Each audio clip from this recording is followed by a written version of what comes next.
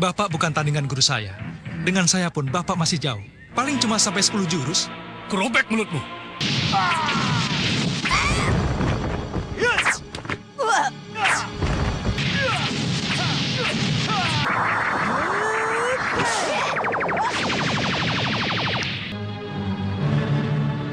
Tadi saya lihat kepala malampir putus. Di episode sebelumnya telah diceritakan bahwa Sarkali si maling licik akhirnya tewas secara mengenaskan setelah terkena kekuatan magis yang ada pada cemeti Amarasuli. Berita tentang tewasnya Sarkali pun langsung tersebar luas karena ketiga orang bayarannya yang kabur pun menyebar kabar tragis tersebut kepada para penduduk. Pada hari itu, di sebuah kedai yang ramai, tampak sekelompok penduduk yang sedang membicarakan tentang kematian Sarkali. Banyak dari mereka yang tidak percaya tentang kekuatan cambuk sakti yang menyebabkan tewasnya maling tersebut. Namun, salah satu dari mereka pun mengatakan bahwa siapapun pemilik cambuk sakti itu, maka ia akan menjadi raja di dunia persilatan. Aku akan merebut cambuk sakti itu dari tangan sembara. Akan kukalahkan semua pendekar. Mereka akan kujadikan bala tentara. Lalu akan kutaklukkan raja-raja tanah Jawa. Dan aku akan menjadi raja di raja. Silahkan makan minum sepuasnya.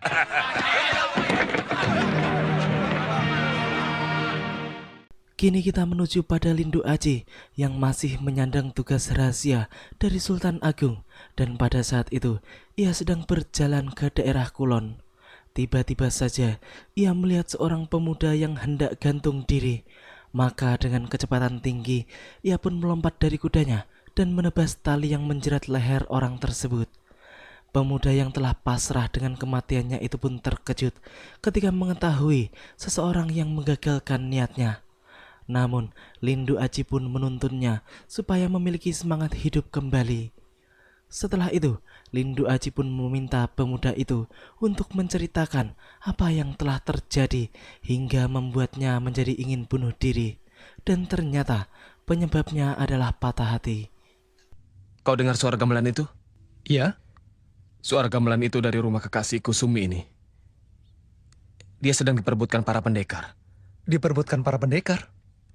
Ki Sumbaga ayah Sumi ini membuat sembara. Siapa yang bisa mengalahkannya, dialah yang berhak menjadi suami anaknya. Kenapa kamu tidak ikut? Aku bukan pendekar. Kau harus ikut sayembara itu. Ya, Lindu Aji pun telah membuat skenario yang tepat untuk pemuda yang bernama Punta itu, di mana ia akan mengaku sebagai murid yang akan mewakilinya untuk bertarung melawan ayah Sumini. Dengan demikian, maka hanya Lindu Aji lah yang akan bertarung mewakili Punta. Setelah sampai di TKP, Punta pun menunjukkan kepada Lindu Aji tentang kekasihnya dan calon ayah mertuanya yang sedang bertarung melawan salah satu pendekar yang mengikuti sayembara. Tampaknya ilmu pendekar itu pun masih berada di bawah ilmu ayah Sumini, sehingga tampak jelas kalau ayah Sumini sedang berada di atas angin. Tak lama kemudian, pendekar itu pun dapat dikalahkan oleh ayah Sumini. Dan selanjutnya, Lindu Aji pun segera masuk ke gelanggang pertarungan.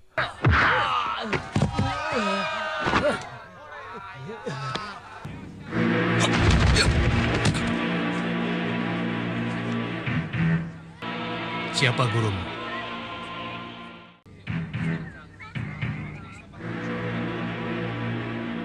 Suruh gurumu maju duluan. Bapak bukan tandingan guru saya. Dengan saya pun Bapak masih jauh. Paling cuma sampai 10 jurus. Kerobek mulutmu. Kau tahu kau berhadapan dengan siapa? Hah? Buktikan. Di tengah berlangsungnya pertarungan, Punta pun mendekati Sumini dan membuka masker kainnya. Sumini pun kaget ketika melihat kekasihnya datang bersama dengan muridnya.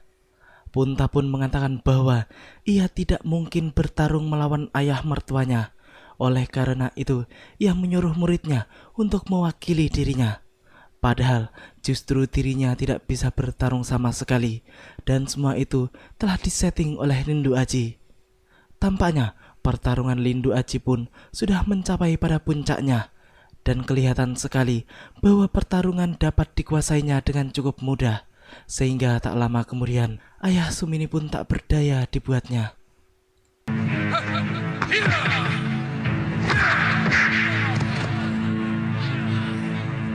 Muridnya saja luar biasa. Apalagi gurunya. Tugas sudah selesai. Perintah apa lagi, Guru? Maaf, Pak. Saya sudah bersumpah seumur hidup saya tidak akan berkelahi lagi. Jadi saya ajukan murid saya. Tidak apa-apa, tidak apa-apa. Aku puas dan bangga punya menantu seperti kamu. Ya, sebuah rencana strategi yang tepat telah dilakukan oleh Lindu Aji. Akhirnya, Punta pun dengan mudah bisa menikahi Sumini kekasihnya. Selanjutnya, Lindu Aji pun berpamitan guna melanjutkan tugas yang sedang diembannya dari Sultan Agung untuk menuju kaki Gunung Selamet.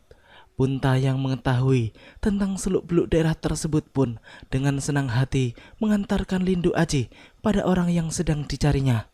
Semua itu ia lakukan untuk membalaskan jasa Lindu Aji yang telah menyelamatkan diri dan kehidupannya.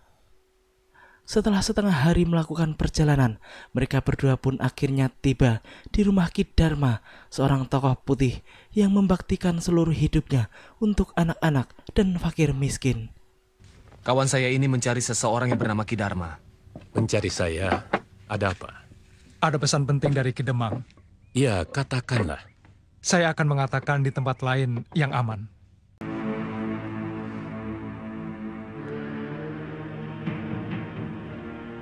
Apa pesannya? Ho, no, cho.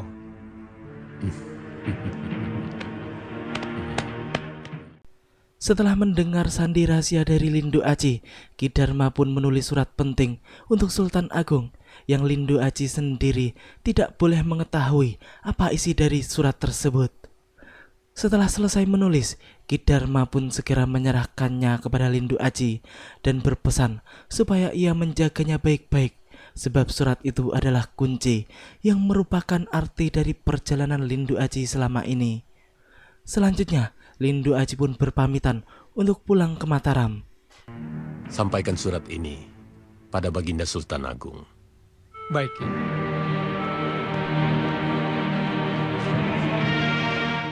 Inilah pekerjaanku. Memberikan kegembiraan pada anak-anak yatim yang terlantar. Dan menghidupi anak yatim tidak boleh dengan barang yang haram. Saya mohon diri. Selamat tinggal, Punta. Kalau kau ingin bertemu dengan aku, temuilah aku di Mataram. Aku menjadi pekatik Baginda Sultan Agung di sana. Ya. Kini kita menuju pada Farida yang pada saat itu telah disekap oleh Mak Lampir pada sebuah ruangan di dalam istana megahnya. Walaupun kekasih sembara itu telah menggedor pintu kamarnya berkali-kali, namun tetap saja tidak ada jawaban. Karena memang Mak Lampir ingin membunuhnya dengan perlahan dengan cara membiarkannya mati kelaparan. Akan tetapi, setelah meneliti seluruh ruangan tempatnya disekap, akhirnya Farida pun secara tidak sengaja memegang ukiran kayu yang menjadi kunci pintu rahasia di dalam ruangan tersebut. Ia pun terkejut karena tiba-tiba dinding ruangan itu pun bergeser terbuka dan menghubungkan pada sebuah lorong. Kemudian Farida pun masuk ke dalam lorong tersebut. Ternyata lorong itu menuju ruangan bawah tanah di mana Mak Lampir menempatkan mayat Nyai Kembang yang telah diawetkannya. Berarti aku berada di istana Mak Lampir. Aku harus membawa jasad Nyai Kembang pada Wak Bayau.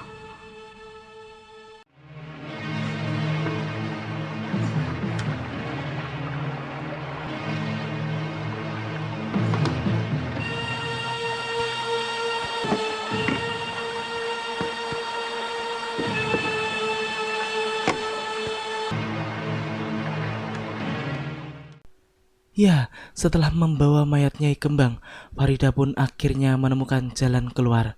Ia pun ingin menyerahkan Nyai Kembang kepada Wak Bayau, karena Nyai Kembang dulunya adalah momongan Ratu Peri penguasa Istana Atas Angin tersebut. Sementara itu, Mardian yang curiga dengan kamar Farida yang sepi pun kemudian segera melaporkannya kepada Mak Lampir. Farida sedang menunggu kematiannya karena kelaparan. Memangnya kenapa? Coba dilihat, Mak. Kalau dia kelaparan, pasti akan mengedor-gedor pintu, memanggil-manggil Sembara dan Basir. Tapi sekarang tidak kedengaran apa-apa.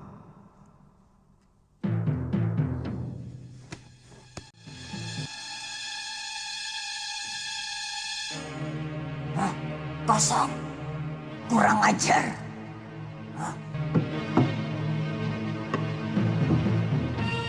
Dia kabur. Setelah mengetahui kalau Farida telah kabur, Mak Lampir pun segera mengejarnya menuju lorong bawah tanah. Nenek tua itu pun marah ketika mengetahui jika mayat Nyai Kembang sudah tidak ada di tempatnya lagi.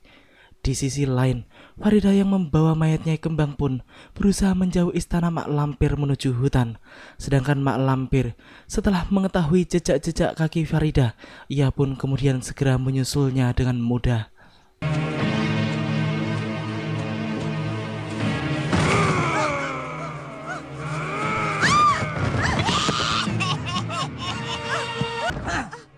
Lepaskan! Lepaskan! Aku tidak mau!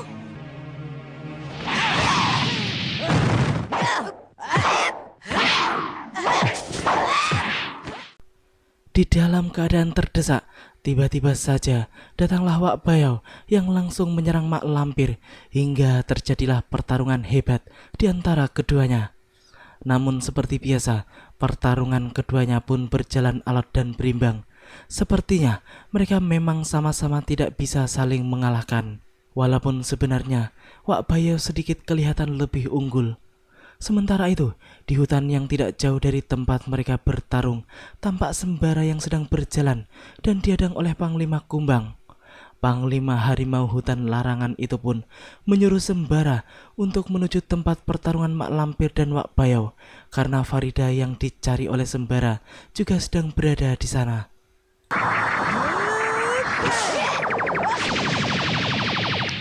Jalanlah ke sana. Nanti, pangeran akan bertemu dengan Wak Bayau dan Mak Lampir yang sedang bertarung.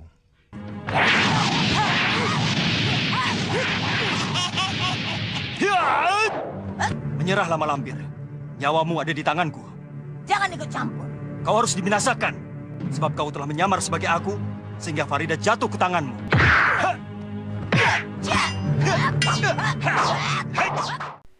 Ini merupakan kedua kalinya Sembara bertarung dengan Mak Lampir. Setelah beberapa waktu yang lalu, mereka bertarung di rumah peninggalan Belanda atau markas pertama Mak Lampir. Sembara yang sudah tahu kekuatan Mak Lampir pun tidak mau tanggung-tanggung lagi. Setelah ia merasa kesulitan dengan pedangnya, ia pun kemudian langsung mengeluarkan cemeti Amarasuli untuk melawan ratu kejahatan tersebut.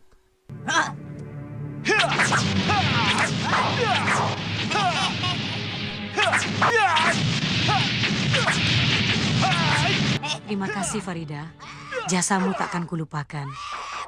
Cepatlah bawa pergi, Wak. Selagi Mak Lampir sedang bertarung dengan Sembara.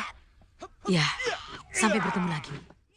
Wak Bayau pun sangat senang karena Farida telah membawakan mayat Nyai Kembang untuknya. Walaupun Nyai Kembang sudah mati, namun Ratu Peri tersebut masih sangat menyayanginya. Farida pun menyuruh Wak Bayau cepat-cepat meninggalkan tempat tersebut. Dan sebelum ia pergi, ia pun memberitahu Farida bagaimana jika ingin bertemu dengannya, yaitu dengan cara membaca bismillah 7 kali dan mengentakkan kaki ke bumi, maka ia akan segera datang.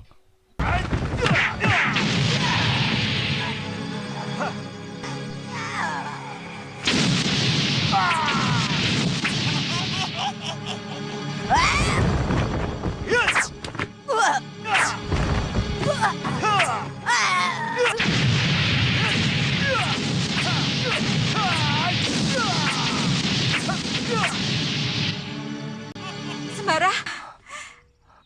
Mana Basir? Ada. Ayo kita ke sana. Yuk.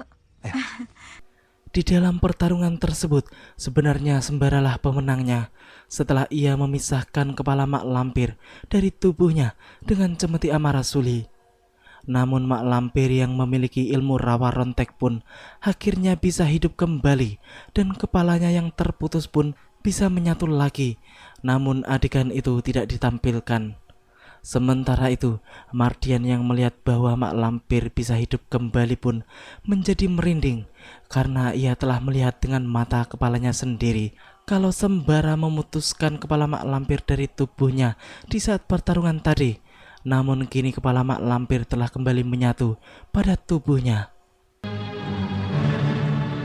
Tadi saya lihat kepala mak lampir putus. Kok sekarang sudah pulih?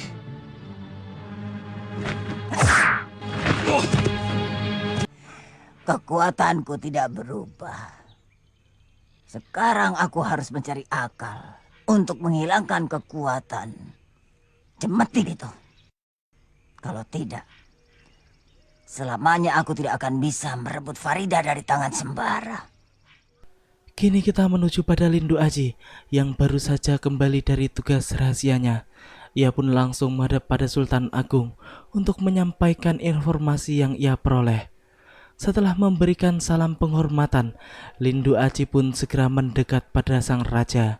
Ia pun mendapat pertanyaan tentang apa yang ia peroleh dari tugasnya tersebut. Apa bunyinya? Hono Coroko. Selamat Kakanda Sultan Agung. Di pertemuan agung pada bulan Safar, kau harus hadir. Sendiko Gusti.